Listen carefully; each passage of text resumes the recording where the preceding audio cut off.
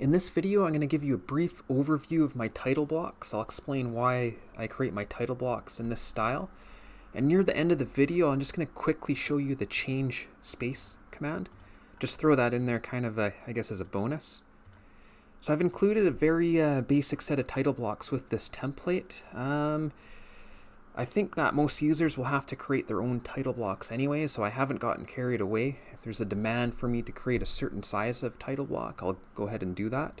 But for now, I just have a few letter size title blocks, 2 tabloid or 11 by 17 title blocks, and then 2 24 by 36 size title blocks. So the metric template will print in metric correctly, but I don't actually have any metric specific title blocks loaded in that version yet. So you'll notice that, and let's open my properties window. There we go. That my title block is just that, a block.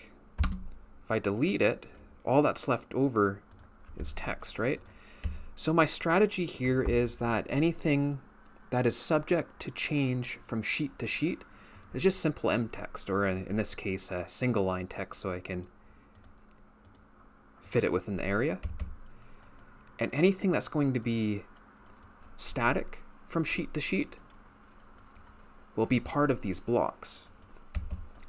So you think, like, why don't I make a bunch of attributes and stuff in the title block? And you can do that. You might prefer that. But for me, I've just found it easier to have the text here because you can simply double click it and just write your text inside like that. If you do attributes, you'll double click on depending on your settings, you might double click on the block, and then it'll open the attribute editing window. And for me, that takes a long time. I found with multi-line attributes, to me, those are a bit of a pain to edit if they're within a block. So I only do that if I absolutely have to. So yeah, I've just decided to make my title blocks very simple entities. And if it works for you, great. If it doesn't, it's not too hard to create your own title blocks. Should mention that along with having relatively simple title blocks, I also copy my layouts in a quite simple manner.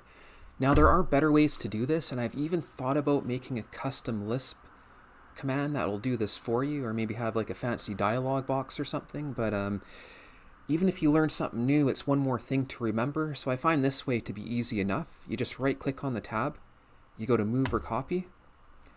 You either click the layout you want the copy to appear before, or you just click move to end. You click create a copy, and your new layout will appear with, I guess, in this case, a 2 in brackets after the name of the layout I copied. Okay, so as promised, I'm going to demonstrate that ch space command. Now I usually use it to create view extents, and I'll show you what that's about just in a minute here. But you can use it to move pretty much any object from paper space to model space, or vice versa. So all you have to do is either select the objects or run the command. You can select the objects first or run the command, then select the objects. Type ch space and then enter. So as you can see, those objects are no longer in paper space. So I'll go to model space. So first I'll just change this to my view extents layer. So the good thing about doing that is, I know this is a bad example, but I'll go back to that layout. Having that view extent display helps me know when any text might be sticking outside of the viewport. So obviously it's not a live viewport, and if I change this, I have to go into model space and change those view extents. But other than that, it works very good at keeping track of where stuff is and stopping text from being cut off, such as that.